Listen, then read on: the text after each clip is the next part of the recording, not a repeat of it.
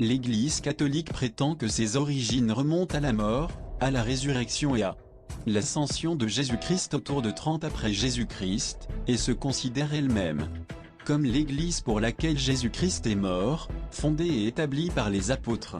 Est-ce vrai? Nullement. Une lecture superficielle du Nouveau Testament suffit à constater que l'Église catholique ne tire pas ses origines des enseignements de Jésus ou de ses apôtres. Le Nouveau Testament ne fait aucune mention de la papauté, de la vénération ou adoration de Marie, de son Immaculée Conception, de sa virginité perpétuelle, de son Assomption ou de son statut de compagnie rédemptrice et médiatrice, des requêtes au Saint dans le ciel afin qu'il prie pour nous, de la succession apostolique, des sacrements de l'Église, du baptême des enfants, de la confession des péchés à un prêtre, du purgatoire, des indulgences, ou de l'égale autorité de la tradition de l'Église et des Écritures. Quelle est donc la véritable origine de l'Église catholique, s'il ne s'agit pas des enseignements de Jésus et de ses apôtres contenus dans le Nouveau Testament? Au cours des 280 premières années de l'histoire de l'Église, le christianisme était interdit par l'Empire romain et les chrétiens étaient terriblement persécutés.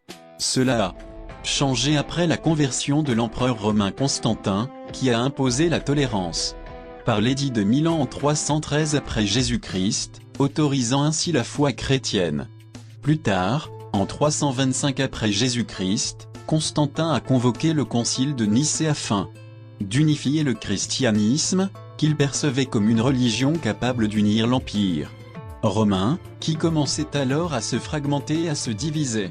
Même si ces développements semblent favorables à l'Église chrétienne, les résultats ont été tout sauf positifs. Tout comme Constantin a refusé d'embrasser pleinement la foi chrétienne, mais a conservé beaucoup de croyances et pratiques païennes, de même l'Église chrétienne qu'il a promue était un mélange de christianisme authentique et de paganisme romain.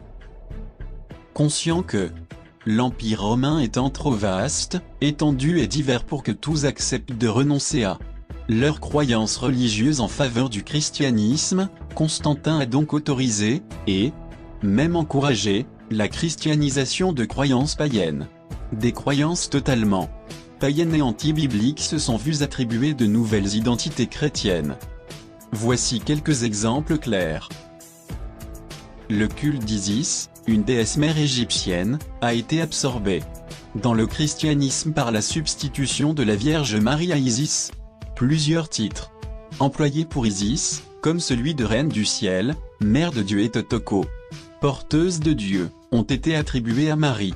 Celle-ci a commencé à jouer un très grand rôle dans la foi chrétienne, bien au-delà de celui que la Bible lui attribue, afin d'attirer les adorateurs d'Isis vers une religion qui ne les aurait autrement pas intéressés. Plusieurs temples d'Isis ont même été convertis en temples dédiés à Marie. Les premiers signes clairs de mariologie catholique se trouvent dans les écrits d'Origène, qui a vécu à Alexandrie en Égypte, fief du culte d'Isis. Le mitraïsme était une religion pratiquée dans l'Empire romain du 1er au 5e siècle après Jésus-Christ. Elle était très populaire chez les Romains, particulièrement les soldats, et était peut-être même pratiquée par plusieurs empereurs romains.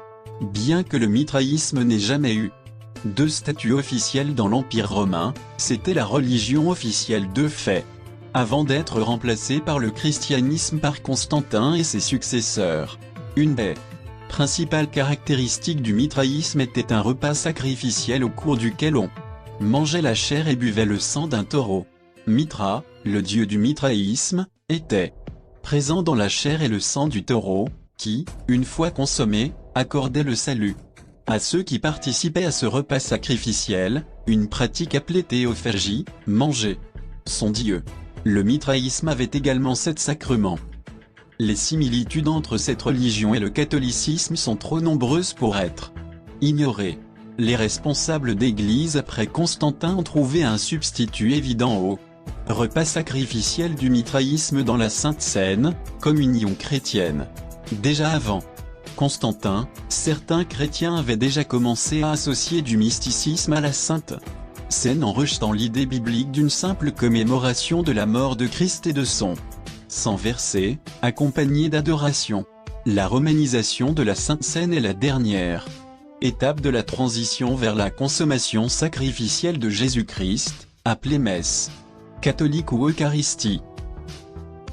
La plupart des empereurs et citoyens romains étaient énothéistes, c'est-à-dire qu'ils croyaient en l'existence de nombreux dieux, mais en adoraient un en particulier ou en considéraient un comme supérieur aux autres. Par exemple, le dieu romain Jupiter était le dieu suprême du panthéon romain. Les marins romains étaient souvent adorateurs de Neptune, le dieu des océans. Quand l'Église catholique a absorbé le paganisme romain, elle a tout simplement remplacé le panthéon de Dieu par les saints. Tout comme le panthéon des dieux romains comptait un dieu de l'amour, un dieu de la paix, un dieu de la guerre, un dieu de la force, un dieu de la sagesse, etc. L'Église catholique aussi a un saint en charge de chacun de ces éléments. Et de bien d'autres. Tout comme beaucoup de villes romaines avaient leur dieu, l'Église catholique a attribué des saints patrons aux villes. La suprématie de l'évêque de Rome, la papauté, a été établie avec le soutien des empereurs romains. La ville de Rome, siège du gouvernement de l'Empire romain et ville de résidence des empereurs, dominait tous les domaines de la vie.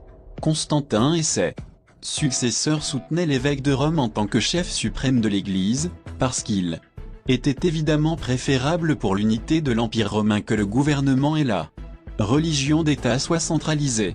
Même si la plupart des autres évêques et chrétiens s'opposaient à cette idée, l'évêque de Rome a fini par s'imposer grâce au pouvoir et à l'influence des empereurs. Après la chute de l'Empire romain, les papes ont récupéré le titre qui appartenait auparavant aux empereurs, Pontifex Maximus. On pourrait multiplier les exemples, mais ces 4 cas sont suffisants pour montrer la véritable origine de l'Église catholique. Celle-ci nie évidemment l'origine païenne de ses croyances et pratiques et les cache derrière des conceptions théologiques complexes et de la tradition de l'Église.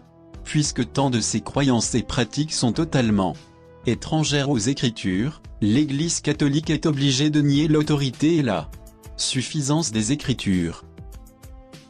L'Église catholique est née du compromis tragique entre le christianisme et les religions païennes qui l'entouraient.